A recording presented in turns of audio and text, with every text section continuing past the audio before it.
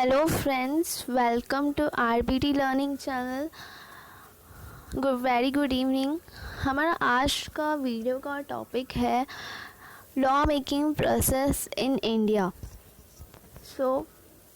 आज के social media के एज में, मॉडर्न एरा में, आप रोज़ न्यूज़ में या अपने सोशल मीडिया पे देखते ही रहते हैं कि गवर्नमेंट ने आज ये एक्ट पास किया और कुछ नोटिफिकेशन इशू किया या कोर्ट ने कुछ गाइडलाइंस इशू की या कोई सर्कुलर इशू हुआ और कुछ एक्ट में चेंजेस हुई, अमेंडमेंट्स हुई।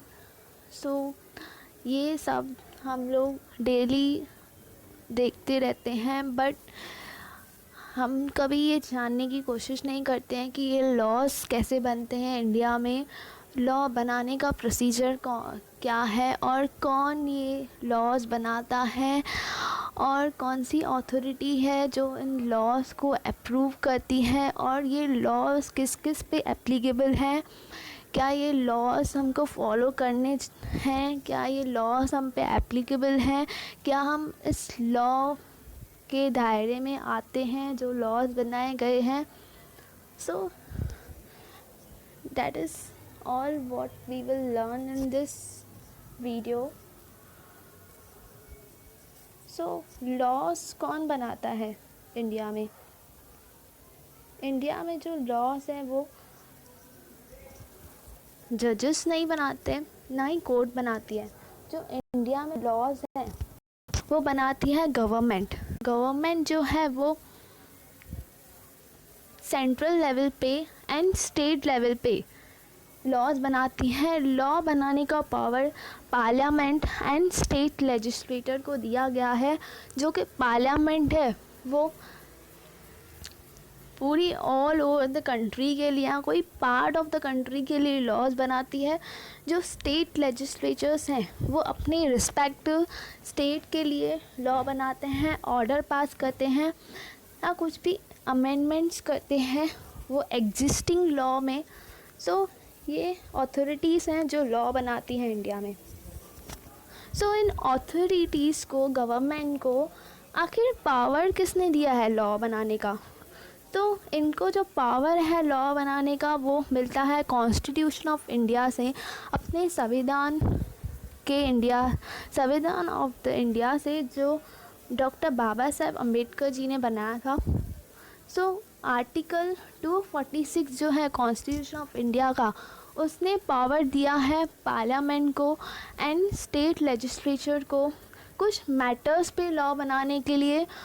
उनमें डिवाइड किया गए हैं पावर्स को 3 कैटेगरीज में, 3 लिस्ट में, जो कि 7 शेड्यूल में प्रोवाइड की गई है।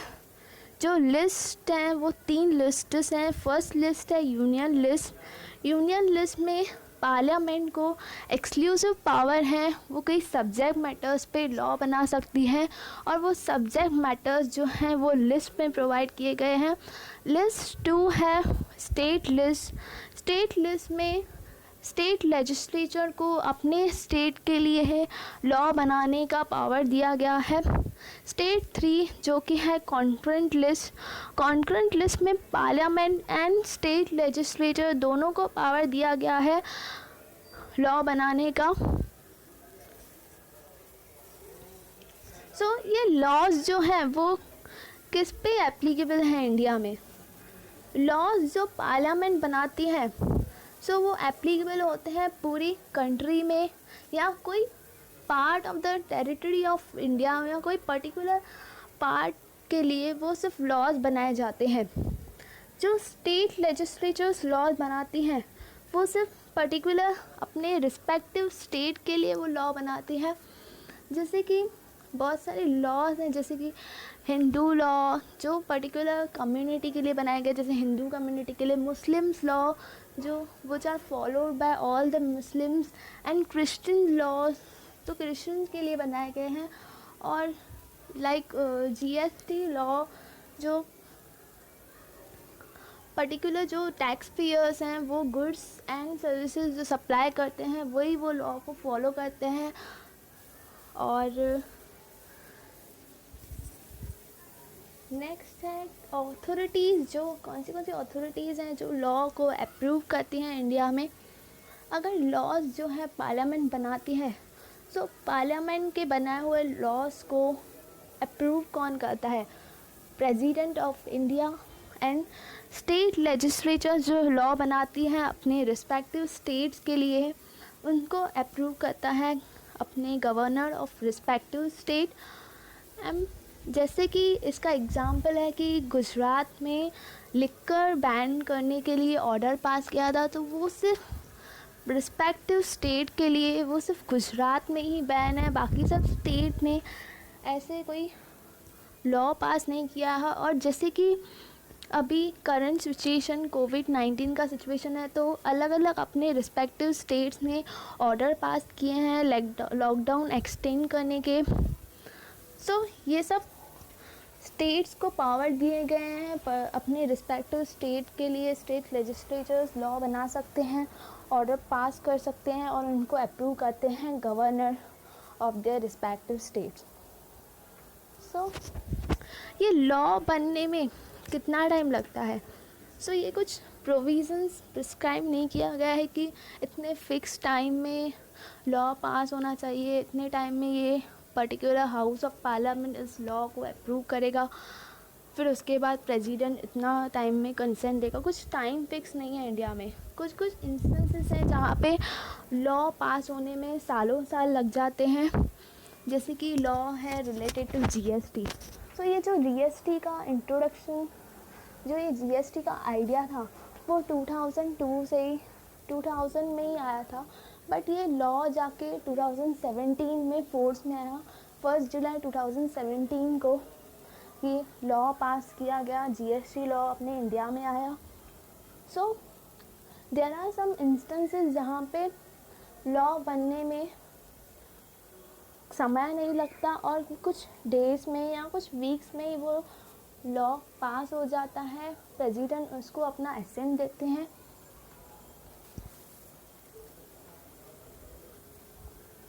सो कोई भी लॉ पास करने के लिए तो first stage of passing the law वो क्या है? पहले कोई भी लॉ को पास करने के लिए बिल जो है वो इंट्रोड्यूस किया जाता है। तो ये जो बिल है वो एक प्रपोज़ल है, वो ड्राफ्ट फॉर्म में होता है। जो बिल पास, कोई भी लॉ बनाने की जो आइडिया है, any citizen can give the idea, but वो जो आइडिया है वो अपनी मिनिस्टर्स के पास वो अपनी आइडिया बताते हैं। देन उसके बाद वो मिनिस्टर्स जो हैं वो उसको ड्राफ्ट फॉर्म में एज अ बिल करके वो प्रपोज करते हैं बिफोर द कैबिनेट।